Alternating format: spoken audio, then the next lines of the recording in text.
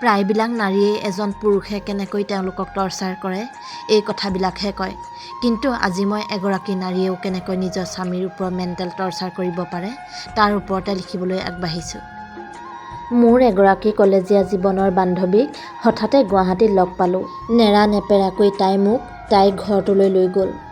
তাইৰ মুখৰ জীয়া কাহিনীক লৈয়ে আজিৰ লিখনিৰ পাতনি। তাইৰ ইচ্ছাতেই শিৰোনাম ৰাখিলোঁ প্ৰায়চিত্ৰ। চাওঁতে চাওঁতে মোৰ মানুহটো মৃত্যু হোৱা 3 বছৰ পাৰ হ'ল। লাহে লাহে মই অনুশোচনাত দগ্ধ হৈ পৰিছোঁ। ল'ৰাটোৱে বিয়া পতাৰ সময়ত মনটো একেবাৰে ভাগি পৰিছিল। জোৰোণৰ দিনা যেতিয়া দেউতাকৰ দায়িত্বটো মোমায়েকে পালন কৰিবলগীয়া হৈছিল, তেতিয়া তাৰ দুচকুৰ পৰা দুধাৰি চকুলো বাগৰি আহিছিল। ৰাতি যেতিয়া সিদ্ধ ভাতমুঠি খাই তাৰ লগত শেষবাৰৰ কাৰণে পকা মজিয়াত বিচনা পাৰি একেলগে শুইছিলোঁ, তেতিয়া সি সৰু ল'ৰাটোৰ দৰে ফেকুৰি ফেকুৰি কান্দি কৈছিল, মা, মই সময়তকৈ দেউতাক বৰ সোনকালে হেৰুৱালোঁ জানা। তুমি যিমান মৰম দিলেও দেউতাকবিহীন এজন সন্তান কিমান দুৰ্ভগীয়া আজি বৰকৈ অনুভৱ হৈছে। দেউতাই যে কৈছিল মই মোৰ বোৱাৰীজনীক কিমান মৰম দিম চাবাচোন। তাই ভাবিবলৈ বাধ্য হ'ব তাইৰ যে জন্মদাতা অন্য এগৰাকী পিতৃ আছিল। মই কেৱল তাক সান্তনা দিবৰ কাৰণে কৈছিলোঁ, জন্ম হ'লে মানুহৰ এদিন নহয় এদিন মৃত্যু হ'বই। নিয়তিৰ বিধানবিলাকক কাৰো বাধা দিয়াৰ শক্তি নাই। কোনোবাজনৰ আগেয়ে মৃত্যু হয়, কোনোবাজনৰ পিছত। সকলো মানুহতো এই পৃথিৱীৰ পৰা মায়ামোহ এৰি এদিন চিৰ বিদায় ল'বই লাগিব। গতিকে ইমান শুভ কাম এটা কৰিবলৈ আগবাঢ়িছা, মনটো বেয়া নকৰিবা। দেউতাই তোমাক ভাল পোৱা হ'লে ইমান সোনকালে এৰি থৈ নগ'লহেঁতেন। এতিয়া সোনকালে শুই থাকা। কাইলৈ পুৱাৰ পৰা কিমান ব্যস্ত হ'ব লাগিব। এতিয়া মনটো বেয়া কৰি টোপনি ক্ষতি হ'লে পৰহিলৈ ৰাতিপুৱালৈকে কেনেকৈ থাকিবা এবাৰ চিন্তা কৰি চোৱাচোন। ভগৱানক চিন্তা কৰি শুই থাকা। কাইলৈ যাতে দিনটো ভালে কুশলে পাৰ হৈ যায়। সি শুবলৈ চেষ্টা কৰিছে যদিও তাৰ যে টোপনি অহা নাই মই অনুমান কৰিব পাৰিছোঁ। তাৰ ফালে পিঠি দি মই কাটি হৈ শুবলৈ চেষ্টা কৰিছোঁ যদিও মোৰো চকু জাপ খুৱাব পৰা নাই। আজিৰ পৰা প্ৰায় এবছৰ আগেয়ে ছোৱালীজনী বিয়া দিছিলোঁ। সেই দিনটোলৈ মনত পৰিলে এতিয়াও বুকুখন চিৰিং কৰি উঠে। জোৰোণৰ আগদিনা ৰাতি যেতিয়া খুৰাকক সেৱা কৰিছিল, তেতিয়া তাই কমখন উচুপিছিল নে? হয়তো দেউতাক নোহোৱাৰ কাৰণেই তাইৰ বেছিকৈ শোকে খুন্দা মাৰি ধৰিছিল। আগদিনালৈকে একো অসুখ বিসুখ নথকা মানুহজন কেনেকৈ হঠাতে নোহোৱা হৈ গ'ল। এৰা, সঁচাকৈয়ে ভাল মানুহবোৰে কোনো কষ্ট নোখোৱাকৈ এই পৃথিৱীৰ পৰা আপোন গৃহলৈ এনেকৈয়ে গতি কৰে। কিন্তু আজি মোৰ চিঞৰি চিঞৰি কান্দিবলৈ মন গৈছে। তেওঁ মৃত্যুৰ সময়ত আনে নেদেখাকৈ কষ্ট খোৱা নাছিল সঁচা, কিন্তু মই তেওঁক কমখন কষ্ট দিলোঁনে? সেই বিয়াৰ সিদ্ধান্ত হোৱাৰ দিন ধৰি কোনোটো কথাতেই দেখোন মই তেওঁক একো সন্তুষ্টি নিদিলোঁ। এতিয়া আৰু মই কথা লুকুৱাই লাভ নাই। আচলতে মোৰ মনে প্ৰাণে বেলেগ এজনৰ লগত বিয়া হ'বলৈ মন আছিল, কিন্তু ঘৰৰ মানুহক কথাটো ক'বলৈ সাহস কৰিব নোৱাৰাৰ কাৰণেই তেওঁৰ লগত বিয়া হ'লোঁ। সামাজিক প্ৰতিবন্ধকতাৰ বাবে বিয়াখন পাতোতে বহুত বিধি পথালিৰ সন্মুখীন হৈছিল তেওঁ। মোক এৰিব নোৱাৰাৰ কাৰণেই বিয়াৰ সন্মতি দি মোক নিজৰ ঘৰখনলৈ আপোন কৰি লৈ আনিছিল। কিন্তু তথাপিও তেওঁৰ পক্ষে এষাৰো মাত মতা নাছিলোঁ। তেওঁক আপোন ভাৱেৰে আঁকোৱালি লোৱা নাছিলোঁ। তেওঁৰ কথাৰ যুক্তি আছিল যদিও মই বুজি পায়ো অন্ধতাৰ ভাৱেৰে ঘৰৰ মানুহখিনিকেই সম্পূৰ্ণ সমৰ্থন জনাইছিলোঁ। কপালৰ সেন্দুৰকণ ৰঙা ফুটটো ডাঙৰকৈ ল'লে বৰ ভাল পাইছিল তেওঁ। শাৰী আৰু মেখেলা চাদৰ পিন্ধিলে কিমানবাৰ যে মোলৈ চাইছিল। তথাপিও কিন্তু কিয় জানো মানুহটোক মই অন্তৰৰ মৰমেৰে আদৰি ল'ব পৰা নাছিলোঁ। তেওঁ সদায় বিচাৰিছিল তেওঁতকৈ মই আটাইতকৈ ভাল কাকো পাব নোৱাৰোঁ, কিন্তু মই জানো সেইটো কৰিছিলোঁ। এদিনটো কৈয়ে দিলোঁ, মোৰ মা দেউতাতকৈ আৰু মোৰ জীৱনত কাকো বেছি ভাল পাব নোৱাৰোঁ। কিন্তু মইতো এনেকৈও ক'ব পাৰিলোঁহেঁতেন, মা দেউতাক যিমান ভাল পাওঁ তোমাকো কোনো গুণেই তাতকৈ কম ভাল নাপাওঁ। সপ্তাহৰ 7 দিনৰ কেৱল 2টা দিনহে তেওঁৰ লগত ভাল হৈ আছিলোঁ। বাকী সময়খিনিত মোৰ ঠেহ পেচ ভাঙোতেই তেওঁৰ সময় অতিবাহিত হৈছিল। মই আচলতে সঁচা অন্তৰেৰে ভাল পাই এওঁৰ লগত বিয়া হোৱা নাছিলোঁ। সেইবাবেই হয়তো মই কোনোদিন তেওঁৰ ওচৰলৈ আগবাঢ়ি যোৱা নাছিলোঁ। এদিনাখন তেওঁ মোক কিবা এটা কথাত গালি পাৰিছিল আৰু লগতে কৈছিল, যদি কাৰোবাৰ লগত বিয়া হ'বলৈ মন আছিল তাৰ লগতেই হোৱা হ'লে ভাল আছিল। মই লগে লগে উত্তৰ দিছিলোঁ, মইতো তাতেই ভুলটো কৰিলোঁ। কথা বতৰা আৰু দেখা শুনাই তোমাতকৈ সি বহুগুণেই ভাল আছিল। বিয়া হৈ অহাৰ পিছত এনে এষাৰি বাক্যই কি বুজায় এই কথা জানো পঢ়া শুনা মানুহে নুবুজাকৈ থাকিব পাৰে। ইয়াৰ উপৰিও বিয়া হৈ অহাৰ পিছতো যেতিয়া মই মনে প্ৰাণে ভাল পোৱা ল'ৰাটোৰ লগত এওঁৰ চকুত ধূলি দি ফোনত কথা পাতিবলৈ ভয় কৰা নাছিলোঁ, সেইটো এগৰাকী বিবাহিত নাৰী হিচাপে কম বেয়া কাম কৰিছিলোঁনে? এওঁৰ লগত বিয়া হ'বলৈ মন নথকাৰ কাৰণেই তেওঁৰ কথাত একেবাৰে মন দিয়া নাছিলোঁ।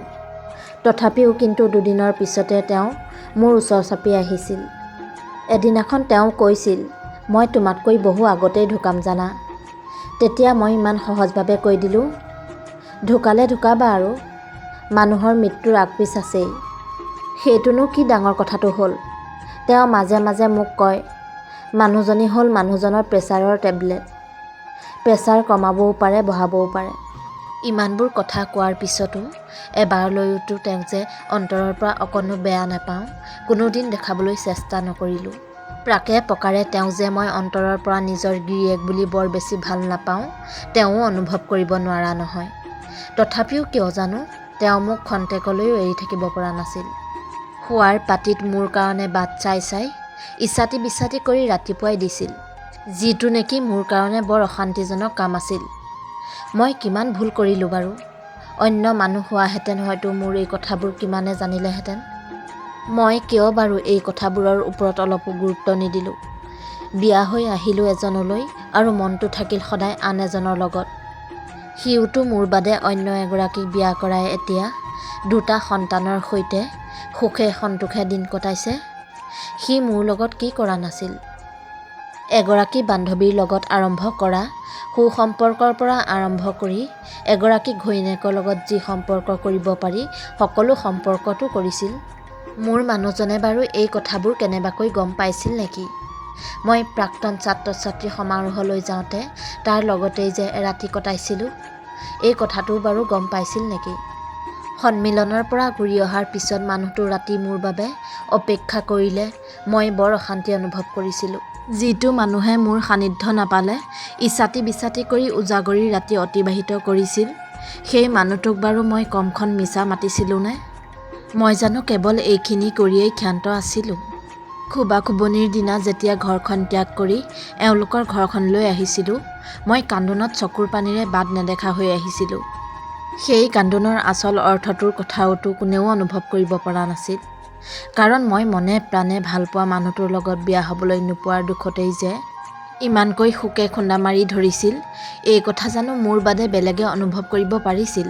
বয়স বহাৰ লগে লগে তেওঁৰ প্ৰতি মোৰ মৰম বেছি হোৱাতকৈ বিভিন্ন কাৰকৰ দোহাই দি যেনে তেনে আঁতৰাৰ কাৰণেহে বিভিন্ন কুৎসা ৰচনা কৰাত লাগি গ'লোঁ। মোবাইলত অভিজ্ঞ ডাক্তৰসকলে পৰামৰ্শ দিয়া বুলি কৈ বয়স হ'লে মানুহৰ মৰমবোৰ কমি যায়েই বুলি যিমান পাৰোঁ সিমান তেওঁৰ পৰা আঁতৰি থাকিবলৈহে বিচাৰিলোঁ। মইতো ভালকৈয়ে জানিছিলোঁ এগৰাকী পুৰুষৰ যৌন ক্ষুধা এগৰাকী তিৰোতাতকৈ কিমান বেছি হ'ব পাৰে।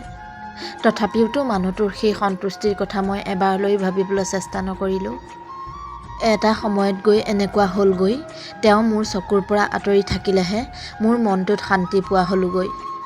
লাহে লাহে তেওঁ বুজি পোৱা হ'ল মই যে তেওঁক প্ৰকৃততেই সঁচা অন্তৰেৰে কেতিয়াও ভাল পোৱা নাছিলোঁ। বহু কষ্ট সহ্য কৰি তেওঁ মোৰ পৰা মনে প্ৰাণে আঁতৰি থাকিবলৈ চেষ্টা কৰিলে। এটা সময়ত তেওঁ নিজেই মোৰ পৰা আঁতৰি থাকিবলৈ বাধ্য হ'ল। আমাৰ দুয়োৰে শোৱনি কোঠাও সলনি হৈ আহিল।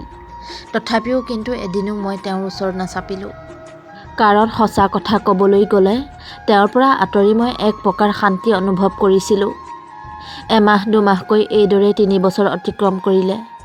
আমাৰ অন্তৰৰ দূৰত্বৰ কথা কোনেও গম নাপায় যদিও আমি যে একেটা ঘৰতে থাকিও কিমান দূৰে দূৰে আছিলোঁ, সেই কথা ভাবিলে এতিয়া মোৰ মনটো একেবাৰেই দুফাল হৈ যায়।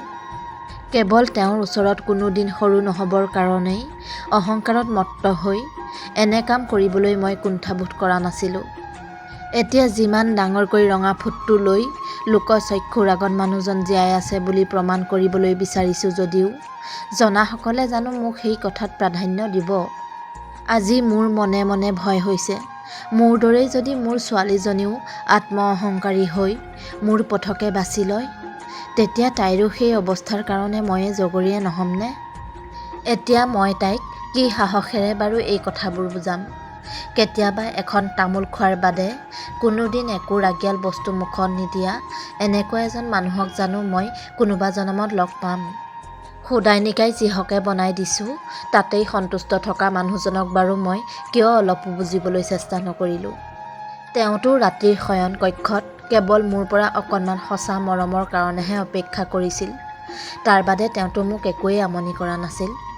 মই দৰমহাৰ টকা কিমান পাওঁ, ঘৰত মা দেউতাক সুবিধামতে কিমান টকা দিওঁ, এদিনলৈওতো এটাও শব্দ মোক সোধা নাছিল। যিজনী মানুহে এটা সময়ত তেওঁৰ অবিহনে এটা পিন অকলে কিনা নাছিলোঁ, পিছলৈ তেওঁৰ অজ্ঞাতে কমবোৰ বস্তু ল'লোনে? তেওঁতো পঢ়া শুনা কৰা এজন ব্যক্তি আছিল। এই কথাবোৰে তেওঁক চাগৈ কিমান মনোকষ্ট দিছিল। তেওঁৰ মৃত্যুৰ কাৰণ যে একমাত্ৰ ময়েই এতিয়া মোৰ বাৰে বাৰে অনুভৱ হৈছে। আজি মোৰ থাকিবলৈ এটা প্ৰকাণ্ড বিল্ডিং আছে, 30 লাখ টকীয়া গাড়ী আছে, কিন্তু এতিয়াতো ল'ৰাটোও মোৰ বুকুৰ পৰা একেবাৰে আঁতৰি গ'ল। এতিয়া পিছে কাৰ লগত শেষৰ জীৱনটো অতিবাহিত কৰিম? তেওঁতো মোক প্ৰায়ে কৈছিল 80 বছৰলৈকে ডেকা হৈ থকাৰ কথা, কিন্তু মই জানো তেওঁৰ সেই আশা পূৰ কৰিলোঁ। 54 বছৰ বয়সতেই দেখোন মোৰ পৰা অনেক বুদ্ধি কৰি বুঢ়া কৰি পেলালোঁ। টকাৰ পিছত দৌৰি ফুৰি নিজকে তেওঁৰ ওচৰত সৰু দেখাবলৈ বিচৰা নাছিলোঁ। এতিয়া মোৰ টকাই টকা, কিন্তু এই টকাৰেতো মই নিজৰ সুশান্তিময় জীৱনটো কিনিবলৈ কাকো বিচাৰি নাপাওঁ। মোৰ এতিয়া বাৰে বাৰে অনুভৱ হৈছে, মোৰ ছোৱালীজনীৰো যদি এনে অৱস্থা হয় তেতিয়া বাৰু মোৰ কি হ'ব? নে মই মোৰ মানুহজনক কৰা পাপৰ প্ৰায়চিত্ৰ শেষ নোহোৱালৈকে মৃত্যুৰ সৈতে যুঁজ দিব লাগিব? ল'ৰাৰ নাকৰ শব্দ ভাহি আহিল। অন্তৰৰ গভীৰত শোকে খুন্দিয়াই ভুকুৱাই ধান বনা দি বান্ধিবলৈ ধৰিলে। মই কাষত থকাহেঁতেন মানুহজনক হয়তো ইমান সোনকালে হেৰুৱাব লগা নহ'লহেঁতেন। তৃতীয় প্ৰহৰৰ ফেঁচাৰ কুৰুলি ধ্বনিয়ে গোটেই অঞ্চলটো ৰজনজনাই গ'ল। খোবাখুবনিৰ দিনা শেষবাৰৰ কাৰণে ঘৰখন এৰি থৈ অহা মুহূৰ্তটোৰ দৰে মনটো একেবাৰে বিষাদেৰে ভৰি পৰিল। বাৰে বাৰে মনত পৰিল তেওঁৰ মুখখনলৈ। মই তেওঁৰ ওচৰত ক্ষমাৰ যোগ্য নহয় যদিও মোক যেন ক্ষমা কৰি দিয়ে। মই এতিয়া ভগৱানৰ ওচৰত এটাই প্ৰাৰ্থনা জনাওঁ, মই যদি কেতিয়াবা মানৱ জন্ম লওঁ, তেওঁৰ দৰেই এগৰাকী মানুহৰ শীতল কোলাত মূৰ থৈ শেষ নিশ্বাস পেলাব পাৰোঁ। খন্তেকো বিৰাম নিদিয়াকৈ সংগীতাই তাইৰ সত্য কথাখিনি কাহিলীপাৰাৰ সেই অকলশৰীয়া ঘৰটোত মোৰ আগত কৈ গ'ল। তাইৰ এটাই অনুৰোধ, মই যেন সজাই পৰাই এই কথাখিনি ৰাইজৰ মাজলৈ আগবঢ়াই দিওঁ। এই কাহিনীটো ফেচবুকৰ পৰা সংগ্ৰহ কৰা হৈছে। কাহিনীটো ভাল লগাৰ বাবে আপোনালোকৰ মাজলৈ আগবঢ়াই দিলোঁ। আপোনালোকৰ সহযোগিতাৰ বাবে বহুত বহুত ধন্যবাদ জনালোঁ।